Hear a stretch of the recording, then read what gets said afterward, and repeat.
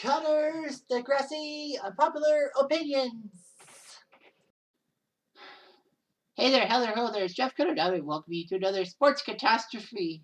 Yeah, right. This is a Cutter Degrassi Unpopular Opinions video. I mean, I do sports catastrophe on my channel, but sometimes I mix them up. Regardless, today CDUO is about Jay Hogarth. Was he really needed and all that as a character after season 4? I know it could be a popular opinion. It could be like a hot take, but I think Jay's usefulness after season 4 didn't really sit well with me. Now, a disclaimer is that this is not a hatred towards Mike Lobo, the actor who played Jay. It's just basically his character. Anyway, here's what I'm trying to get at. So Jay was introduced in season 3 as a guy from a gang called the Candy Bandits with Alex. And they recruit Sean. Sean, of course, gets recruited by Jay and wants to hang out with Jay because Jay and them know cars, know everything about themselves. So kind of like what Sean does. Emma, of course, is upset because Sean is going back to the thug life, and Emma says that Sean's better than that. Of course, Emma has a lot to deal with. Snake has chemo, and Emma has a new baby brother to take care of. So she has a lot of responsibilities, and Sean thinks that she's usurping her responsibilities to stay away from him. But of course, the whole Emma getting revenge on Sean thing for Snake's laptop was a huge thing. But yeah, Jay was presenting himself as a kind of a dimwit and always wanting to let Sean in. So basically, Jay gets happy when Sean steals stuff from the school to impress his new friends and all that. Jay even tells Emma that they stole Snake's laptop and stole stuff from the school, and they can't prove it. Of course, they couldn't prove it because they sold the stuff quicker than you can say Superman. And basically, Emma was upset with Jay because he somehow, quote unquote, stole Sean from her. So of course, season 4 comes in, and Jay is still hanging out with Spinner. Well, Spinner now hangs out with them, but Sean doesn't really hang out too much with Spinner, with Jay and crew. I think Ellie changes his tone and all that. But basically, Sean, aside, Jay finds a new friend. Like, he still has Alex, and now he has Spinner because now Jay. So the shocking thing is about Jay, with the connection. He had a little connection with Terry and all that. I mean, okay, he kind of figured that Rick deserved it for hurting Terry and all that. But, like, Jay didn't have any connections with Terry. But my thinking is Jay's only connection to Terry was through Alex, because Alex went through the issues that she went through abuse because her mom went through a lot of abuse, and they've been spending time in women's shelters.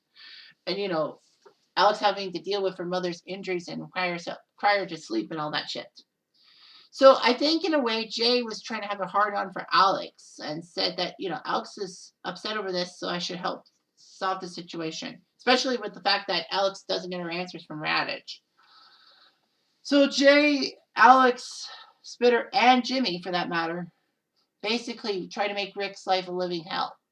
They overdo it with the Orange Ribbon campaign. Emma was just doing a simple campaign about silently getting Rick out of Degrassi and deal with people of domestic violence and all that.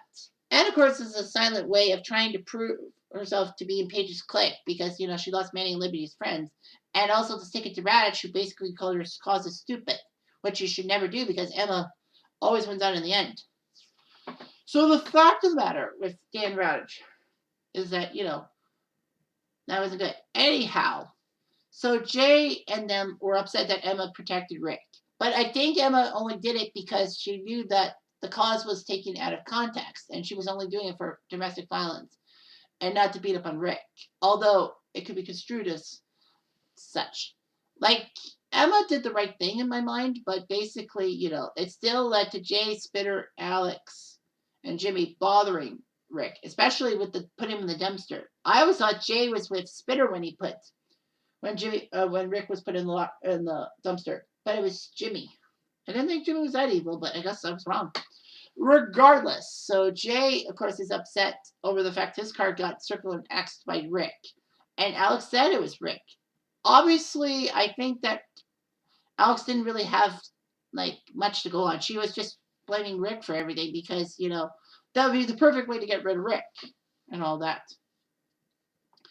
So the fact of the matter is that Jay knew that he had to leave Raj out of it. I know he could have gone to Radich, but Sean tells him don't do that because then Raj will want to know why Rick spray painted your cars. And then Jay knew that he would be incriminating himself. So Jay and crew basically think of an idea. They don't have the paint and feathers idea yet, but they basically want to destroy Rick by any means necessary, and especially with Jimmy switching sides, they're really pissed off. And Jay, talks to Rick during the bathroom break at Whack Your Brain and says that you should do the tiebreaker and all that. And we're cool with everything. You're saving the school with your smarts. Of course, he knew what he was doing. Jay knew what he was doing. He was trying to get Rick to not realize what had happened with the paint and feathers coming down. And so basically, Jay sets it up perfectly.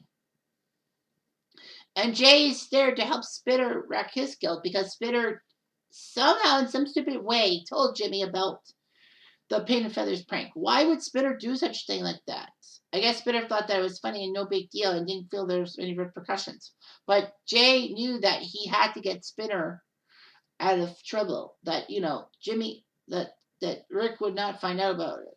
So they pinned things on Jimmy. Like Jay starts the conversation about Jimmy, and then Spinner reluctantly joins in, but basically they managed to get Jimmy shot. Of course, they didn't know that Rick had a gun. No one knew. Anyway, Jay tells Spinner not to say a word about the whole thing because it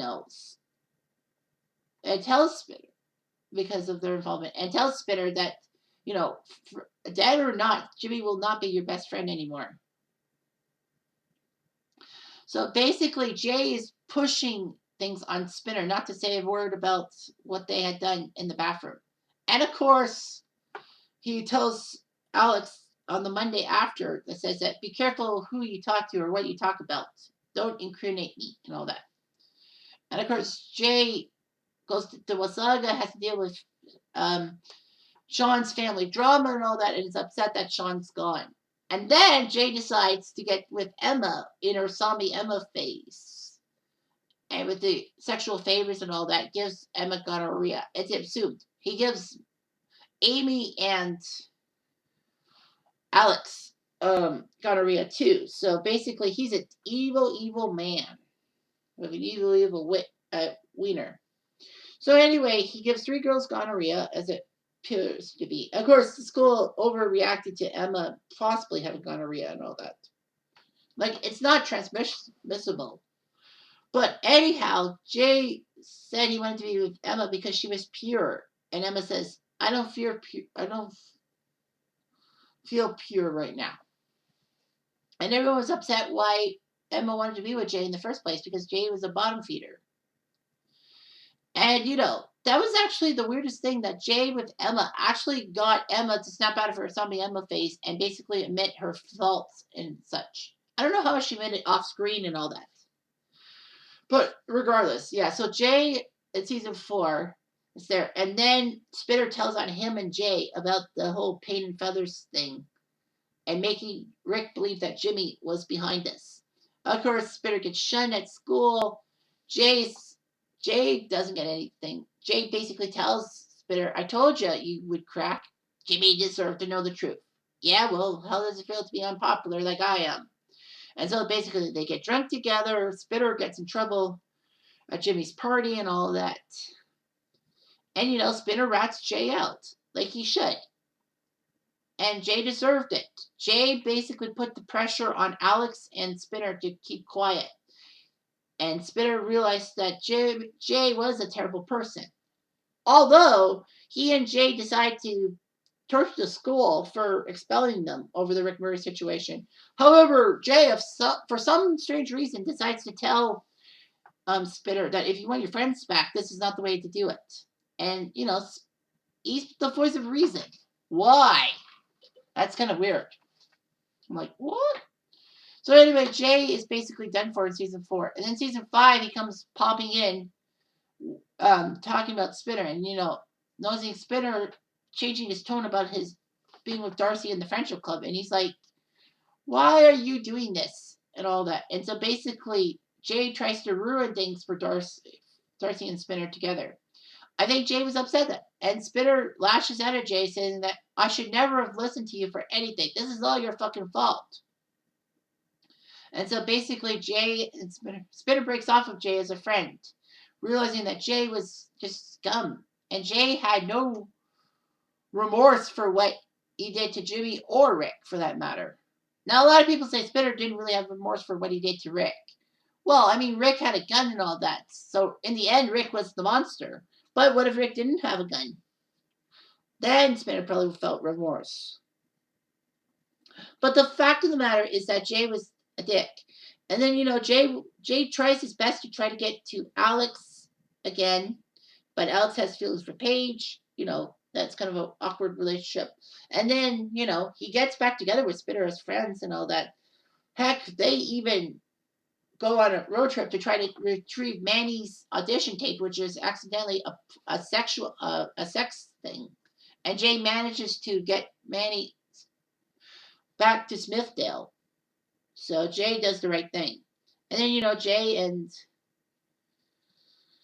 crew head to California to get Manny her job back in a High School Musical thing.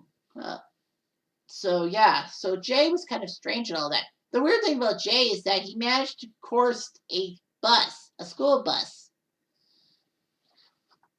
and have like underage people come with him from Canada to the United States just to get Manny her job back and all that. Of course, that was the Shep.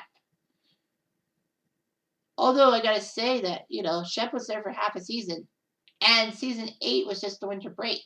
So I think Shep may have got fired because of what he did with the school bus. But I doubt it. Anyhow. So, and of course, let's not forget about Jay and Manny and all that. And their relationship and all that. I was going to do, I don't think I have done it. Cutters Degrassi Unpopular Opinion about Jay and Manny. Or have I? Oh no, I think I have. I have to check my list. Because I know that I've done a Jay and Manny. I may have done a Jay and Manny Unpopular Opinion. Because to me, I got to take a look at things. And see if I did it right. Okay, so the internet is showing me, well, let's go. Okay, so the E drive. Okay, so my computer drive, I have done every CDUO except for a couple that happen to do with those two. Yeah, I just want to find out if I have done a Degrassi Unpopular Opinion with these guys. With Jay and Manny. Yeah, lots of videos and all that.